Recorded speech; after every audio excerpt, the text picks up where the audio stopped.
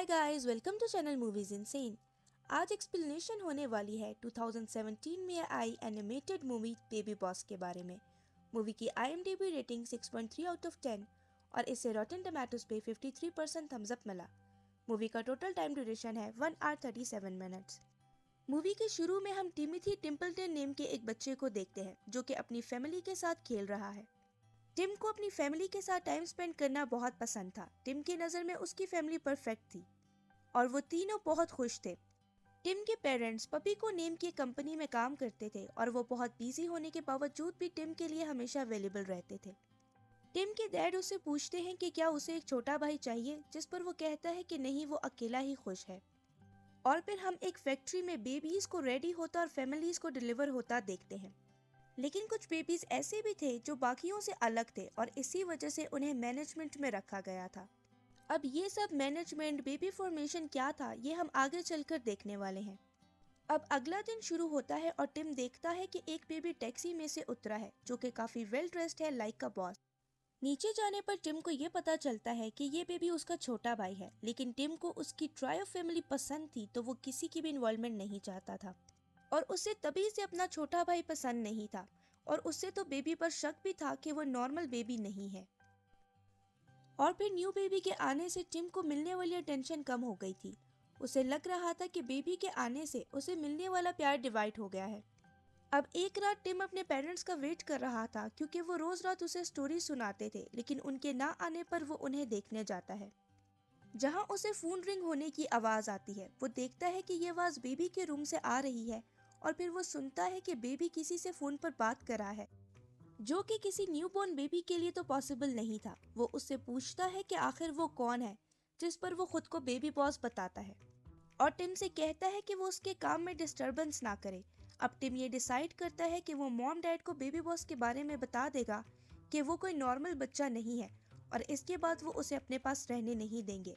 But इसके लिए Tim को कोई प्रूफ चाहिए था। अब वो रिकॉर्डर लेकर बेबी बॉस के पास जाता है, पर आज बेबी बॉस के साथ खेलने के लिए सोसाइटी के दूसरे बच्चे आए हुए थे। इन एक्चुअल बेबी बॉस ने आज एक मीटिंग बुलवाई थी और ये बच्चे भी बेबी बॉस की तरह नॉर्मल नहीं थे। तो अब मीटिंग शुरू होती है जहां बेबी बॉस ये बताता है कि आज के बच्चों को ज्यादा प्यार नहीं मिल रहा, क्योंकि बच्चों का प्यार अब पपीज को मिल रहा है। पहले बच्चे सबके फेवरेट होते थे, लेकिन अब जैसे ही क्यूट पपीज इस दुनिया में इंट्रोड्यूस हुए हैं, तब से लोग बच्चों से ज्यादा पपीज से प्यार करते हैं।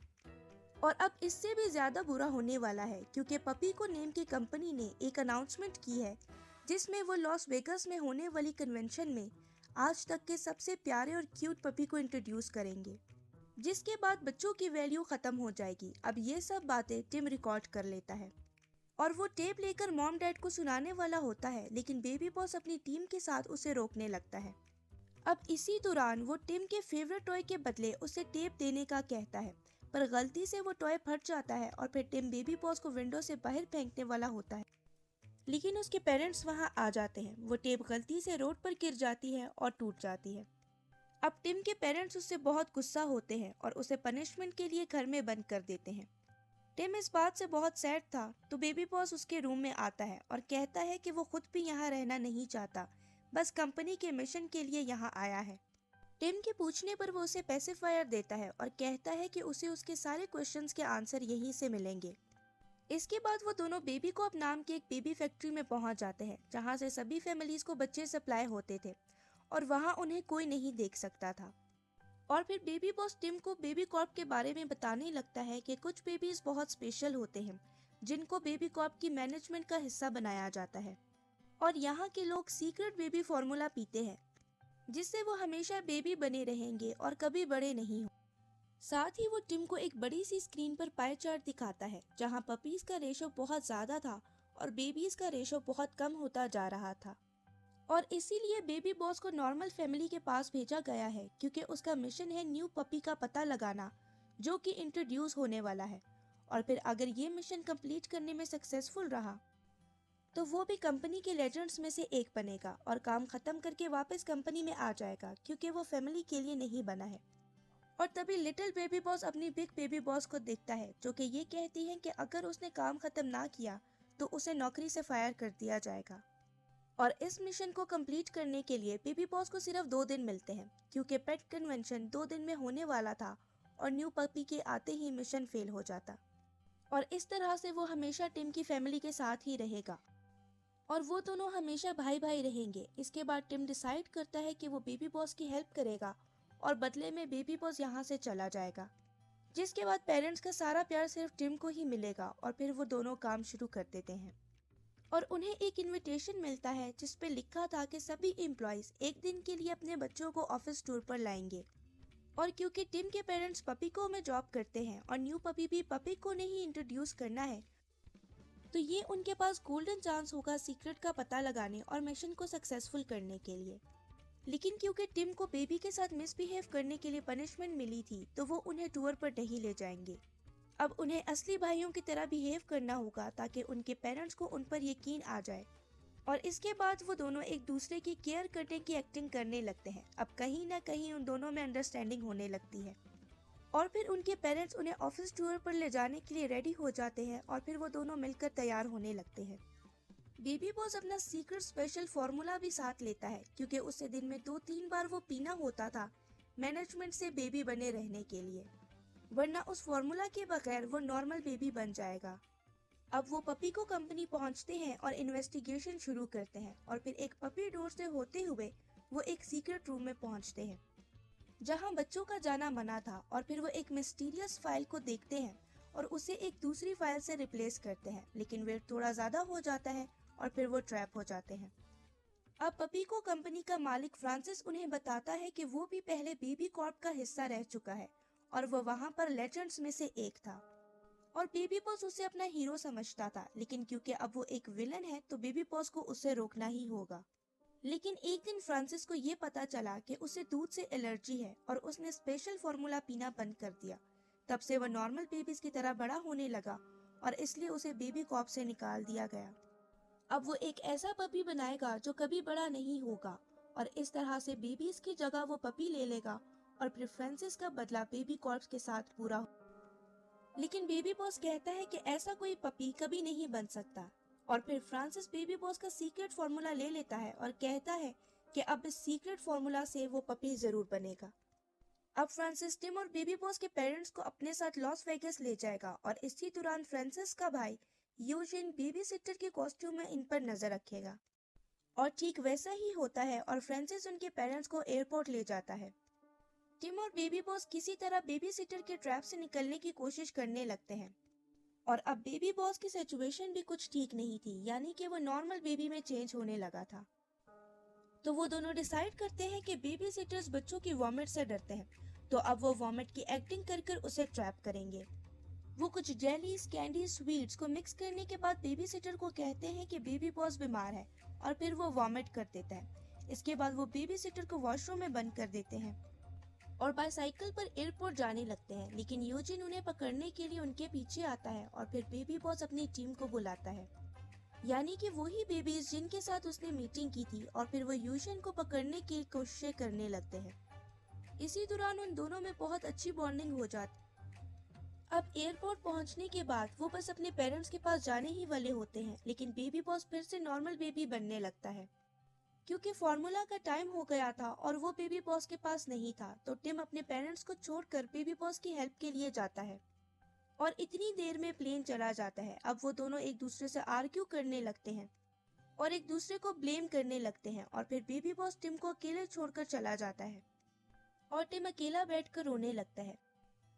लेकिन फिर बेबी बॉस टिम को फोन करता है और उसे कहता है कि वो अभी भी मिशन सक्सेसफुल कर सकते हैं और उसे अपनी हेल्प करने का कहता है। वो देखते हैं कि एक सेलिब्रिटी का कोई फंक्शन कैलिफोर्निया में होने वाला है और बहुत से लोग उसके कॉस्ट्यूम में घूम रहे हैं। टिम और बेबी बॉस भी एक कॉस्ट्यूम चुरा कर पहन लेते हैं और फिर छुपते हुए प्लेन में एंटर हो जाते हैं। इसी दौरान उन दोनों के बीच अंडरस्टैंडिंग बढ़ने लगती है और वो सिबलिंग्स की तरह खेलने लगते हैं। अब कुछ ही देर में वो लॉस वेगास पहुंच जाते हैं और फिर कुछ गर्ल्स से लिफ्ट लेने के बाद वो कन्वेंशन सेंटर पहुंचते हैं। लेकिन हम देखते हैं कि फ्रांसिस का भाई यूजिन भी प्लेन में छुपकर लॉस वेगास तक पहुंच चुका था। कन्वेंशन सेंटर में वो अपने पेरेंट्स को ढूंढने लगते हैं और यूजिन भी उन्हें पकड़ने के लिए उनके पीछे आने लगता है। लेकिन फ्रांसिस उन्हें देख लेता है और वो टिम के और बेबी बॉस के पेरेंट्स को एक बॉक्स में बंद कर देता है। अब वो उन्हें पकड़ने के लिए बैक स्टेज जाते हैं, जहां वो बहुत से पपीज और बहुत से फॉर्मूला को देखते हैं। और फिर ये सब पपीज एक रॉकेट में लोड हो रहे थे पूरी दुनिया में पार्सल के लिए। लेकिन इससे पहले कि वो कुछ कर पाते, फ्रांसिस वहां आ जाता है और लॉन्च शुरू कर देता है। और फिर उन्हें एक पूल से नीचे फेंकने वाला होता है, लेकिन टिम और बेबी बॉस टीम वर्क से खुद को ऊपर खींच लेते हैं और फ्रांसिस को नीचे फॉर्मूला में गिरा देते हैं। अब वो अपने पेरेंट्स को बचाने के लिए आगे बढ़ते हैं, जिनका बॉक्स रॉकेट के नीचे रखा गया था। लेकिन ये उन दोनों के लिए बहुत डिफिकल्ट लग रहा था। बेबी बॉस खुद को ऊपर उछालने का कहता है और फिर रॉकेट का डोर ओपन कर देता है, जिससे सारे पपीज बाहर आ जाते हैं और बॉक्स फोर्स की वजह से आगे जाने लगता है। लेकिन बेबी बॉस रॉकेट के डोर के साथ ही लटका रह जाता है। अब वो किसी तरह ऊपर जाता है और तभी फॉर्मूला का वक्त खत्म हो जाता है और बेबी बॉस एक नॉर्मल बेबी में बदल जाता है। अब टिम उसे अपने पास नीचे बुलाता है, लेकिन वो उसे शाउट करता देख रोने लगता है और दूर होने लगता है। और फिर रॉकेट के लॉन्च का टाइम भी पूरा हो गया था। टिम एक बड़े भाई की तरह बेबी बॉस के लिए पोएम सिंग करने लगता है, जिससे वो उसके पास आ जाता है और वो उसे लेकर दूर भाग जाता है और तभी रॉकेट लॉन्च हो जाता है। बेबी बॉस को नॉर्मल बेबी से ठीक करने के लिए वो उसे फॉर्मूला के पास ले जाता है, जो फ्रांसिस ने बनाया था, और फिर बेबी बॉस उससे ठीक हो जाता है। फ्रांसिस भी अब एक छोटा बच्चा बन चुका था और फिर यूजिन उसे ये कहकर अपने साथ ले जाता है कि इस बार उसकी अच्छी परवरिश करेंगे। अब वो अपने पेरेंट्स को बॉक्स से निकालने में कामयाब होते हैं और फिर वापस घर आ जाते हैं। अब बेबी बॉस के वापस बेबी को अब जाने का वक्त आ गया था। वो अपनी टीम को शाबाशी देने के बाद टिम से मिलता है और उसे उसका फेवरेट टॉय देता है, जो उन दोनों के बीच आर्ग्यूमेंट्स में फट गया था और अब बेबी बॉस ने उसे वापस ठीक कर दिया था। वो टिम से कहता है कि उसके जाने के बाद सब बिल्कुल ठीक हो जाएगा, जैसे कि वो कभी पैदा ही नहीं हुआ। अब उसे मिशन सक्सेसफुल करने पर प्रमोशन भी मिल गया था, तो अब टिम और बेबी बॉस दोनों खुश रहेंगे। और फिर वो वहां से चला जाता है। लेकिन इसके बाद भी मूवी खत्म नहीं होती गाइस, क्योंकि इसके बाद ही मूवी का सबसे बेस्ट सीन आता है।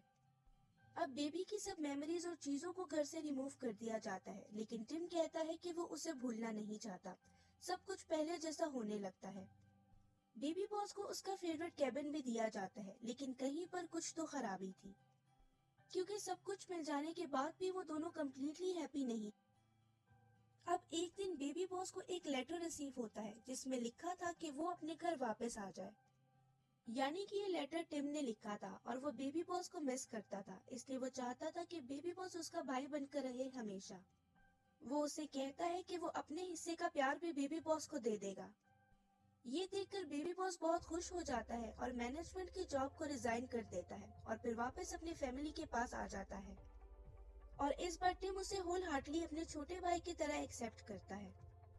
और फिर हम देखते हैं कि सीन शिफ्ट होता है कुछ सालों बाद का, और ये स्टोरी टिम अपनी बेटी को बता रहा होता है, जिसकी छोटी बेबी सिस्टर आने वाली थी। इसके बाद लास्ट सीन में हम देखते हैं कि टिम और बेबी बॉस, जिसका नाम अब टेड था, बहुत बड़े हो चुके हैं, लेकिन अभी भी उन दोनों में बेशुमार प्यार था। और फिर हम देखते हैं टिम की न्यूबॉर्न बेबी गर्ल को, जो कि सूट में थी, बिल्कुल बेबी बॉस की तरह। तो गाइस, क्या इसका मतलब ये है कि वो भी मैनेजमेंट की थी, और क्या अब कोई नया मिशन शुरू होने वाला था जिसके लिए वो वहां आई थी?